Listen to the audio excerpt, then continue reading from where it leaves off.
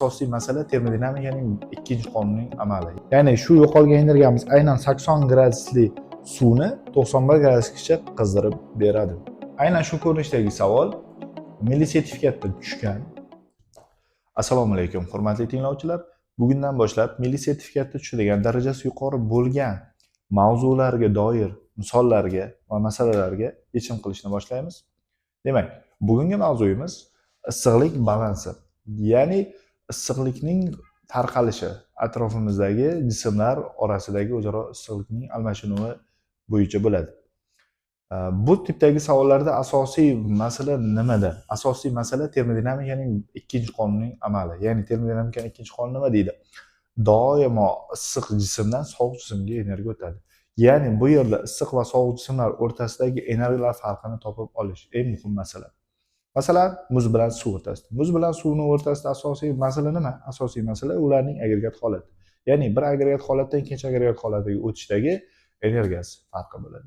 Yokida issiq suv bilan sovuq suv. Issiq va sovuq suv bitta agregat holatda bo'lishidan qat'iy nazar, ularning temperaturalari farqi bir-biriga nisbatan turlicha bo'lganligi sababli ularda o'z-o'zidan energiya turlicha taqsimotga ega bo'ladi va o'z-o'zidan energiya qachongacha o'tadi? Qachongacha? Qachonki ular issiqlik muvozanati saqlangunicha, ya'ni issiqlik balansi bo'lgunicha energiya o'tadi. Ya'ni bu degani temperaturalar tenglashgunicha. Bo'lmasa boshladik. Demak, birinchi savolimiz. Idishda massasi 690 gram va harorati 70 gradus bo'lgan suv quyilgan. Unga 0 gradus haroratli 350 gram muz tashlandi. Muz erib ketgach, idishda qanday harorat qaror topadi? Idishning issiqlik sig'imi hisobga olinmasin degan savol qo'yildi. Birinchi qilgan ishimiz nima? Massasi va harorati bor bo'lgan suyuqlikning energiyasini topib olamiz. Ya'ni suvning energiyasi bu Cm delta T. Suvning energiyasi. Suvning solishtirma sig'imi 4200 ko'paytiraman. Massasi 0,69 kilogramda ko'paytiraman delta T 0 dan 70 gacha, ya'ni 70.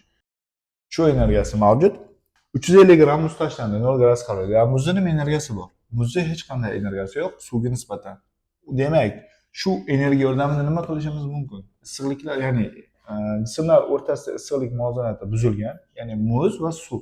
Ular o'rtasida qanaqa asosiy farq bor? Asosiy farq erish energiyasi bor. Muzni avval eritish kerak, keyin uni isitish kerak. Birinchi qilgan ishimiz bu energiya eritish uchun yetadimi? Shuni aniqlashtirib olamiz. Boshladik. Muzning erish energiyasini topib olamiz. Muzning erish energiyasi lambda m.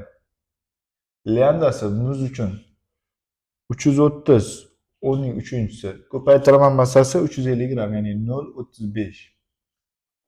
Demak, hisoblab oldik. Suvning energiyasi 2860 joule, muzning energiyasi 115500 joule. Bu degani suvning energiyasi muzni eritishga yetadi degani. Va erigandan keyin qancha energiya qolganini topib olamiz. Ya'ni bu degani energiyalar farqi. Shuncha energiyamiz qoldi. Bu energiya endi nima qiladi? Suvimiz 0 gradus haroratga tushdi, muzimiz ham 0 gradusli suvga aylandi. Endi ular umumiy suv. Umumiy suvga aylangandan keyin ular qanchaga isishga yetadi? Shuni aniqlashtirib olamiz. Ya'ni bu degani Cm delta T qilamiz, ya'ni faqat 4200 ko'paytiraman massasi, endi bularning umumiy massasi. Ya'ni 0,35 kilogram, 0,69 kilogram qo'shib olamiz. Ko'paytiraman delta T. Ya'ni 0 dan qaysidir haroratgacha delta T ni hisoblab olsak bo'ladi. Delta T ni hisoblab oladigan bo'lsak, hisob kitob qilganimizda 20 gradus kelib chiqar ekan. Delta T'imiz ya'ni T minus T0. Boshida aytganimdek 0 gradusli suvga aylandi, ya'ni boshlang'ich harorat 0 gradus hisoblaymiz, keyingi harorat o'z-o'zidan 20 gradus kelib chiqadi. Navbatdagi savolimiz abituriyent kitobidan. Savol qo'yilibdi. Issiqlik sig'imi hisobga olmasa ham bo'ladigan idishda 80 gradus temperatura 5 litr suv bor ekan. Suvga 100 gradus temperaturali 100 gram suv bug'i kiritilsa qanday natijaga qaror topadi degan savol qo'yilibdi. Bu yerda ham agregat holatlari farqi mavjud. Ya'ni agregat holatimiz biri bu holatda, biri suyuq holatda. Demak, bu holatdagi energiya suyuq holatdagi energiyadan o'rtadagi farqi Rm, ya'ni bug'lanish energiyasi bo'ladi. Aynan bug'lanish energiyasi temperaturani qancha ko'tarishga yetadi degan savol qo'yishimiz kerak. Ya'ni bu holatdan kondensatsiyalanib suv holatga aylandi deymiz. Chunki 100 gradus haroratda turibdi. U kondensatsiya bo'ladigan holatda. O'sha energiyasini topib olamiz. Ya'ni u barobar R. Demak, suv bug'ining shuncha energiyasi bor. Bu energiya endi kondensatsiya bo'ldi. Qayerga ishlatadi? Suvni qizdirishga ishlatadi. Ya'ni avval bu energiyadan, ya'ni kamaygandan keyin, kondensatsiya bo'lgandan keyin, ya'ni harorat uni pasayadi. Ya'ni qanaqa energiya hosil qiladi? Qo'shimchasiga 4200, ya'ni suvga aylandi. Ko'paytiraman massasini, ko'paytiraman. Uni harorati endi 100 gradusdan tushadi T gacha.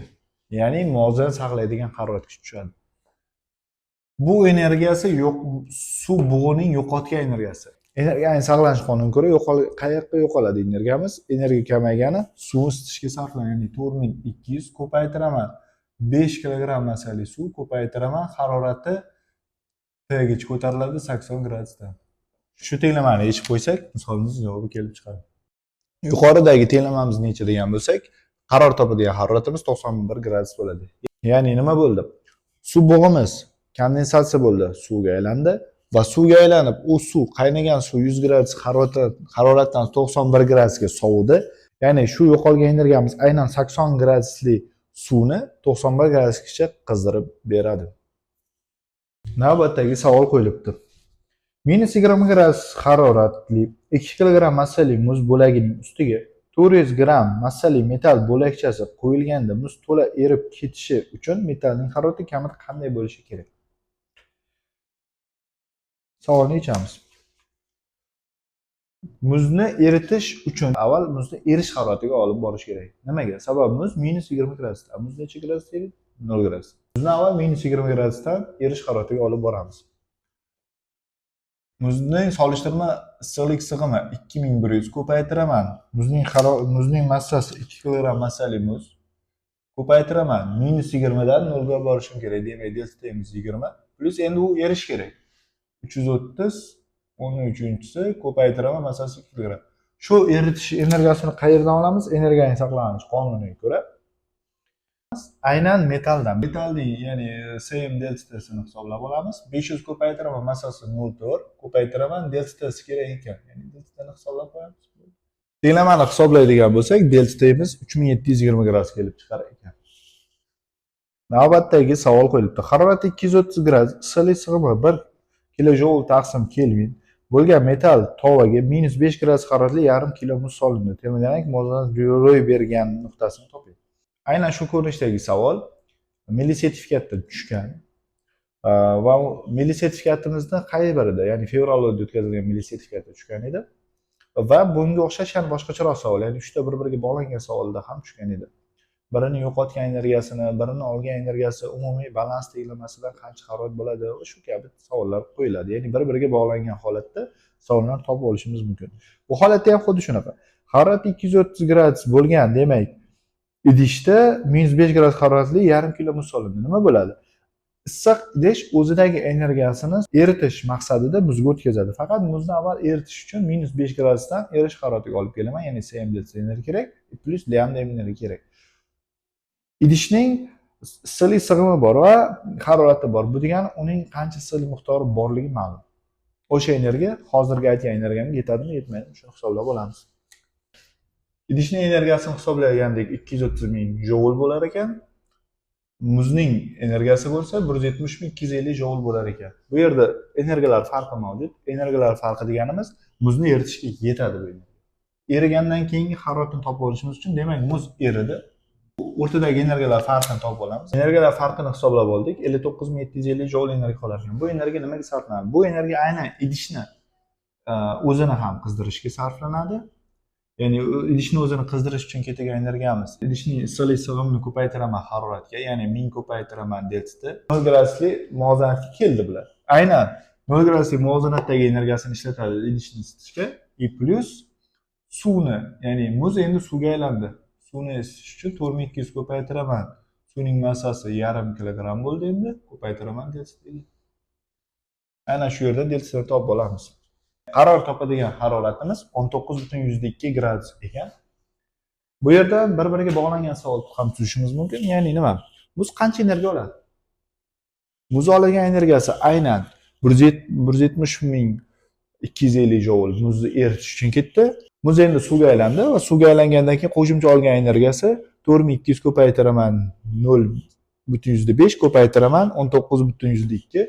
Bu energiya va muzning energiyasi umumiy muzning olgan energiyasi hisoblanadi. Aynan shu energiya bo'ladi. Qancha energiya yo'qotdi desa, idish ham xuddi shuncha energiya yo'qotgan bo'ladi. O'zida qolgani qancha deydigan bo'lsak, 1000 ko'paytiraman 19,2. Aynan idishning olib qolgan energiyasi bo'ladi. Mavzuyimiz sizga manzur bo'lgan bo'lsa, biz faqat xursandmiz. Bizni kuzatishda davom eting. E'tibor uchun rahmat.